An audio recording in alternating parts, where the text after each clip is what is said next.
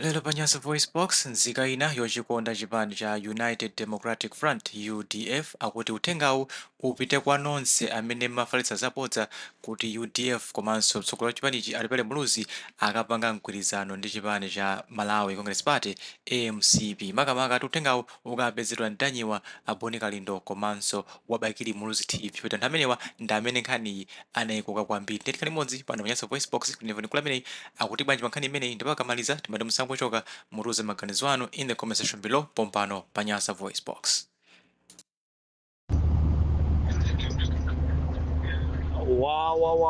Wa zibale anga UDF yakweratu ndiyeno ife mbuyo mudakhala tikumenya nkhondo pa gurupu pano kutsutsa kumenya nkhondo tikutsutsa nkhani zabodza zimene anthu ena anu a DPP mumafalitsa apa. Atupele walandira 5 biliyoni wagulitsa chipani atupele akupita yekha kumene kwefesi timusatira basi a UDF itsikeni imene itsikeni. Ife tamenya nkhondo amene ifeyo ma die hard a UDF takhala tikumenya nkhondo pano imene kuzimisa moto umenewo kuti inutu mukunama tikudziwa kuti a DPP ndi amene mukufalitsa nkhani zimenezi mpaka kuchita kumugula Ntanyiwa, kumugula Boni Kalindo, kumugula Wabakili Muluzi TV. Atupele basi ndiye ma supporters a UDF amene anangokhala ndi mwendo omwe si ma supporter eni sima die hard chifukwa tu pali kusiyana tu kusupporta UDF ndi kukhala die hard ndizosiyana. Munthu woifera UDF amene amakhala pa pompo pa UDF po olozivute maka olo anthu ena akayinyasise bwanji UDF yo olo ayibweresere mabodza otani safowoka iyayi. Ndiye ife tinali pompano pa ground kutsutsa kuti awawa ife tikudziwa ife politics timayidziwa wakutidetsera mbiri wawa ndi azathu a DPP osati a MCP osati a UTM osati a PDP osati a Ford a DPP ndi amene amafalitsa mbiri zabodza kuti atupele walandira ndalama 5 biliyoni anakakumana ndi Chakwera apita limodzi kwakuti atupele wanyamuka dzulo kupita kwakuti kwakumana ku Nigeria. A DPP manyazi bwanji nonso pano manyazi bwanji. Ife tinkatsutsa kuti ifeyo timadziwa ndale mmene zimayendera. Atupele ngati pali chipani chimene sangapange nacho alliance ndi chipani cha MCP basi. Atupele athapanga alliance ndi PDP olo UTM olo Ford koma osati MCP. Ife amene timadziwa atu chipani chathu timachidziwa bwinobwino kuyambira 1992 chikubwera pa ground chikuponya makalata pansi kuli Malawi Young Pioneer amene tikuchidziwa. Tinadziwa kuti apatu tisamale apa tisamale apa. Mbiri imene ikutuluka kuti chanchani atupele ku MCP alliance anzathu omwewa ujena opposition awa ndi amene akubweretsa nkhanizi. Nde anthu amene amangosapota UDF koma osati angaifere anayamba kufowoka. Mwene zimene akupanga ujeni watupele azikundifowoketsa makuti nawo zili inu simudziwa ndale inu. Ndale izi tikucherana tokha ku opposition. Mbiri yoti atupele akupita ku MCP akubweretsa akufalitsa nkhani meja ndi ma activist amene akumalipiridwa ndi a DPP. Cholinga amafuna kuti ma supporters ndi mmene dziko lija ladanilana ndi MCP anthu mmene adanilana ndi MCP. Cholinga amafuna abe ma supporters a UDF ndiye kuti adzavotere iwowo chifukwa iwowo amadziwa kuti mgwirizano ukanika kupanga ndi UDF malingana ndi mfundo zawo zija zakuti ayi running mate achokereso kwa ife president so wa ife. Ndiye njira imene anaona komamo kuti tipeze ma supporters tinyasise mbiri ya atupele kudzera kuti akupanga alliance ndichati kuti ndi MCP. Ndiye tuli politics imeneyi mumapondana tunokhanokha kupondana nokhanokha dyera. Ndiye lero wakuchititsani manyazi atupele uja walandula yekhatu wakuyankhani kuti ndizabodza wrong information fake news ine ndine candidate wa UDF ndipo ndikukayima pa chisankho ndikuyenda ndi Amalawi ndiye tayankhulanitu apa mmapanga zija fwe kutele manyazi bwanji ndiye ndikufuna munditumizire kwa Ntanyiwa kwa Boni Kalindo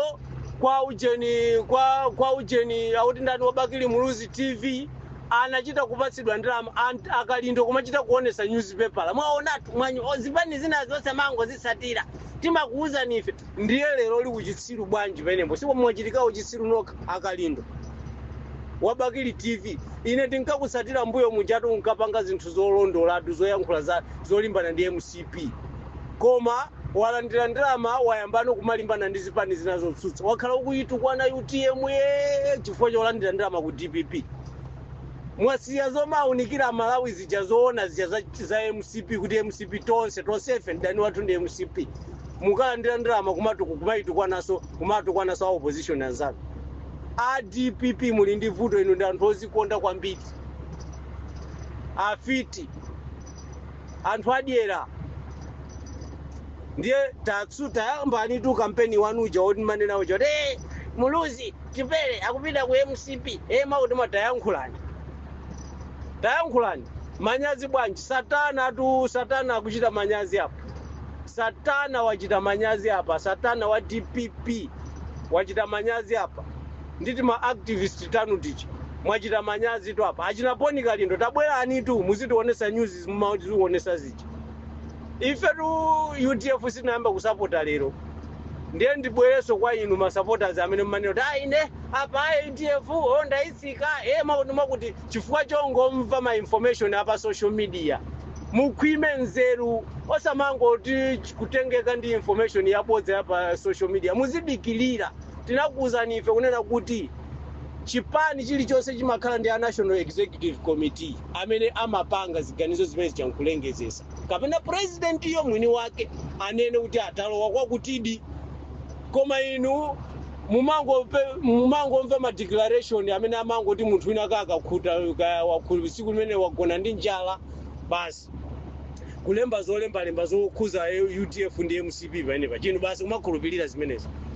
umene usiusapota tikuphunziseni kukhala supporter weni wa chipani